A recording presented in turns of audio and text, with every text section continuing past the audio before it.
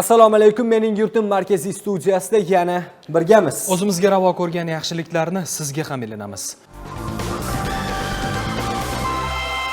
Qoraxon mahallasi hududida 15 gektar yer maydonni egallagan karantin zonasi 3 ta bo'limdan iborat.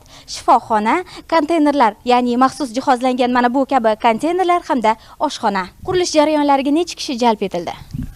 Ushbu konteyner hududini qurilish jarayoniga topshirishga 200 dan oshiq jalb etildi. Bular faqat kerakli bo'lgan malakali mutaxassislar, ya'ni ushbu tayyor konteynerlarni suv quvurlari va kanalizatsiya tarmoqqa ulash uchun va elektr energiyasini ta'minlash 200 dan oshiq ishchilar 2 smenada ish tashkil qilindi va 10 kun muddatda ushbu konteynerlar foydalanishga topshirildi. Shu bilan birgalikda bu bilan parallel ravishda ushbu hududning shifoxona hududida ham 250 ga yaqin ishchilar va oshxona hududida esa 70 dan oshiq ishchilar jalb qilingan. Ushbu hududda shifoxona hududida hozirgi vaqtda 80% ish bajarilgan, oshxona hududida esa 75% ish bajarilib, foydalanishga tez fursatda topshiriladi. Karantin zonasidagi 146 ta konteynerlarning har biri mana bu tarzda raqamlangan. Tibbiy kuzatuv ostida bo'lgan fuqarolar uchun quyidagicha sharoitlar yaratilgan.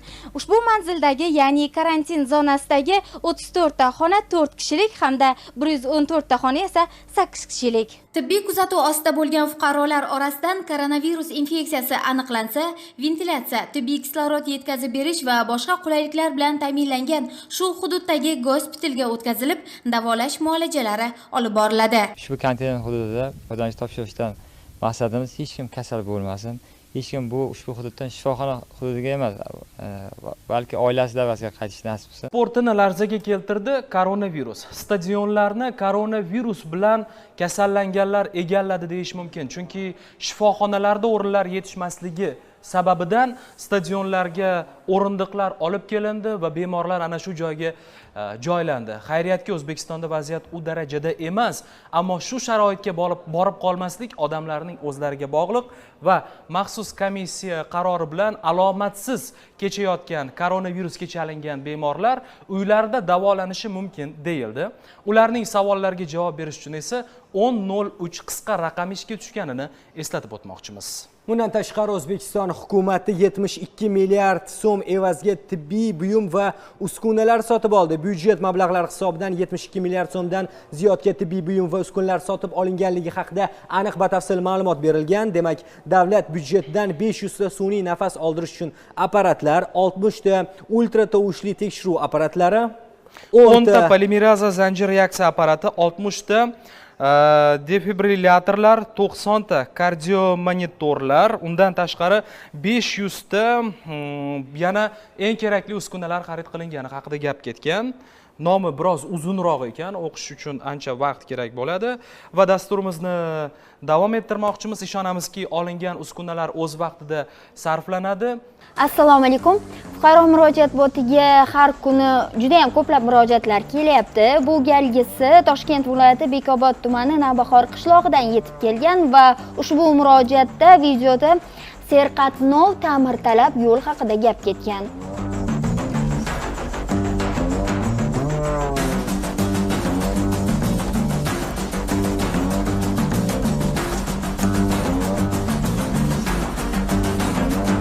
Keyingi murojaat ham Toshkent viloyatidan yetib kelgan. Yangiyo'l tumani Nurobod mahallasidagi Sohil ko'chasida yashovchi aholi chiqindixona qurib berilmaganligidan aziyat chekayotganligi aytilgan va tegishli tashkilotlarga bir necha marotaba murojaat qilishganini ham qayta ta'kidlashgan. Bundan tashqari navbatdagi murojaat Xorazm viloyati Shovot tumanidan yetib kelgan. Ushbu tumandagi Monoq mahallasi bilan Ogahiy mahallasini tutashtiruvchi asosiy yo'lning asfalti yemirilib ketganligidan shikoyat qilishgan va yo'lda ko'tarilayotgan chang har xil kasalliklarni olib kelayotganligini ham aytishgan. Monoq mahallasi bilan Ogahiy mahallasini tutashtiradigan asosiy yo'lning ahvoli. Bu yerda asfalt degan nima yo'q.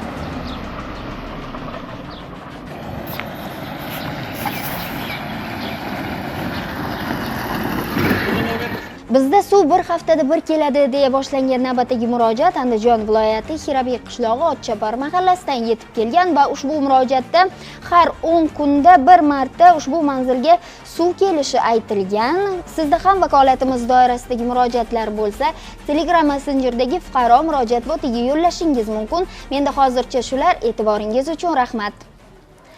Jurnalistlar texnikaga 100% darajada suyanib qolish kerak emas, ularning yonida doim bloknot bo'lishi kerak degan fikrlar yuradi. Va yuqorida Umida Olimovaning bog'lanishi haqida gapirayotgandik, joylardagi muammolar. Buni hamma bilib turibdi, ko'rib turibdi. Davlatimiz rahbari ham so'nggi o'tkazilgan video selektor yig'ilishida 6 ta rahbarni ishdan olib, 7 tasini hayfsan berish bo'yicha topshiriqlar bergandi va yana mamlakatimizda ta'lim tizimida ham muammolar yetarlicha ekanligidan hammani xabari bor. Hattoki xalq ta'limi vaziri ham bu muammolar yuzaga kelishiga qancha vaqt bo'ldi?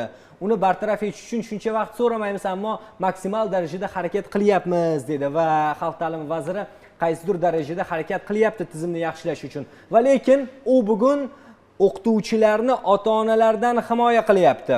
Navbatdagi lavhada ham shu haqida gap boradi va shu bilan birga bolalarni tinglamaslik bizni mentalitetimizda ham bor, qaysidir ma'noda deyishimiz mumkin. Navbatdagi lavhada bu gap isbotini topasiz. Quvnoq oyoqchalar egasi 7 yoshga to'ldi. U maktabga qabul qilinishi uchun avval onlayn navbat olgan, so'ng esa dadasi bilan hujjat topshirgani keldi. Yoshing nechida? Senga o'zbekcha savol beryapman. O'zbekcha gapir, rus tilini. Kimda senga o'zbekcha savol bersa, ruscha deb qaytar degan. Ayem bilan dadang uyda nima deyishadi? Rus maktabda o'qiysan deyishadimi, o'zbek maktabda deyishadi? Rus. Akam ham chunki rus maktabda.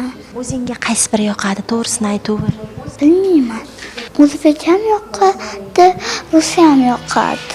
Aslbekka o'xshagan mittilarning 10.500 nafari 6-iyul sanasidan boshlab shu kungacha qabul.maktab.uz sayti orqali hujjat topshirgan. Qabul manzillarida shakllar, ranglar va hayvonlarning surati tushirilgan jurnal va ko'rsatmalar bor. Какие цвета ты знаешь? Красный, желтый. У вас мальчик развитый, он это все знает. Но он не знает, как это сказать по-русски.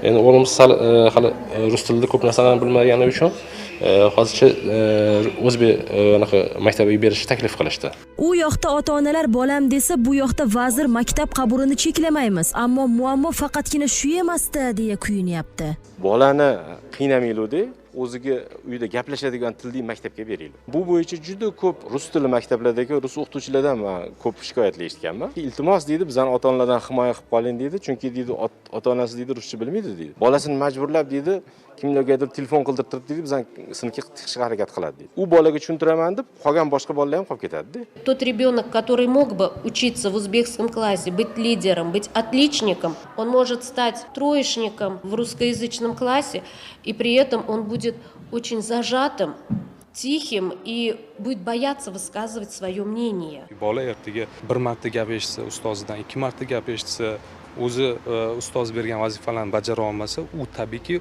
siqilish, stress holatlariga tushib qolishi mumkin. Самый хороший вариант отдавать ребенка 6,5-7 лет. Потому что в 6 лет ребенок еще физически не готов просидеть 45 минут за партой. Men endi maqsad ota-ona yomonlash emas, yana boshqa tushunishmasini. Ko'pchilik ota-onalarimizda shunaqa narsa borki, shu men o'qimasam, shu bolam o'qisin deydi-da. Bolani bolaligiga qoldiraylik. 5 yosh bo'lsa ham shu maktabga tiqsa-da, imkon bo'lsa shu yoshlikdan bog'chasida ham o'qitishga o'rgatsa, boshqa qilsa kerak emas. Qabul qilinadigan qarorning qandayligi, uni o'zgarishi albatta 6,5 yoshli bolaga emas, ota-onaga qarab turibdi. Agar mittilar o'zlari to'liq bilgan va gaplasha oladigan tilida ta'lim olsa, oyoqchalar maktabga borishdan hech qachon to'xtamasligi mumkin. Dilafruz Jo'rayeva, Abdujalil Abdusamatov, Hojiakbar Bahodirov, Markaziy studiya. Ta'lim muassasalariga qabul, o'qishni davom ettirish va qizlarni o'qitish haqida gap ketganda Sherzod Shermatov tomonidan aytilgan yana bir fikrni efirga uzatish o'rinli bo'ladi nazarimizda. U yerda qizlarga ta'lim berish va ularni kelajakda munosib ona qilib tarbiyalash haqida gap ketgan.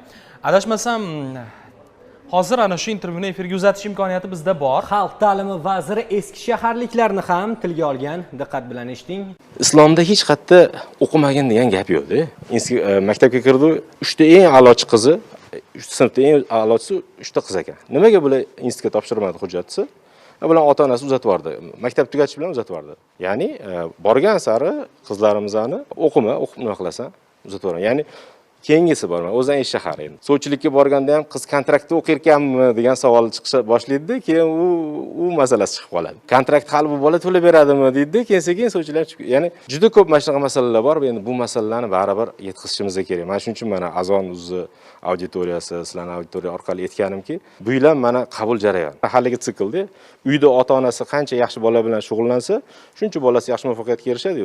Qizlarimiz ham ertaga ona bo'lgandan keyin o'zini bolalariga yaxshi bilim beradigan bo'lsa, ularning ham bolasi ko'proq muvaffaqiyatga erishadi. Mayli, ko'chaga chiqib ishlamaydi deydigan bo'lsa, uyda ishlash imkoniyati faqat axborot texnologiya sohasida bor. Bolasiga qaraydi, boshqa qiladi, zerikan paytda SMM qilsin masalan. SMMdan ham pul topadi yoki outsourcingga ishlasin, boshqaga ishlasin. Hech qanaqa joyi yo'q. Yosh qizlarimizni axborot texnologiya sohasiga qiziqtirsa bo'ladi. Uni o'rganish uchun albatta universitetga kirish ham shart emas. Internetga kirib ham mana Coursera bor, Udemy boshqa ming xil o'rganadiganlar bor. Ulardan o'rganib freelansga ishlasa ham bo'ladi.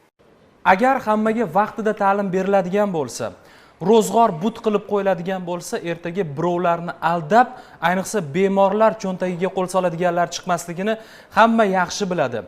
Navbatdagi vaziyat ham mas'ullarning mas'uliyatsizligi bilan bog'liq. Kelishmovchilik bilan bog'liq. 50 yillik shartnoma tuzilgan, lekin 14-yilda biroz shartlar buzilib qolgan. Dehqonlarni qo'rqitishgan, mevazorni yakson qilishgan. Fuqarolarni, aholini kim avtomatlar bilan qo'rqitdi? Dastlab 50 yilga shartnoma qilingan. Shakarobodliklar 14 yil deganda endi bog' shakl qilib daromadga kirishgandi. Bo'shatasan, 3 kun so'roq deyishdi. Qo'ptidik, bo'shatib berdik. Talasak, talashtirmadi.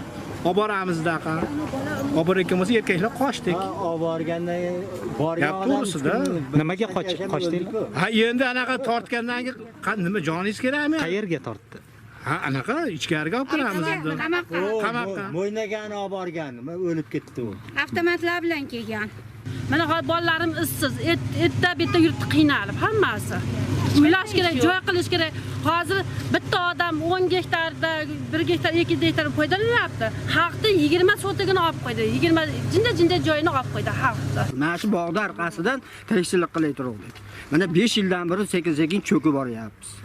Hech bola qo'lingdan kelmaydi, damaydi oldida. Haqorat so'zlar bilan chiqarib yubordi. Shu boshqa gap bo'lmadi.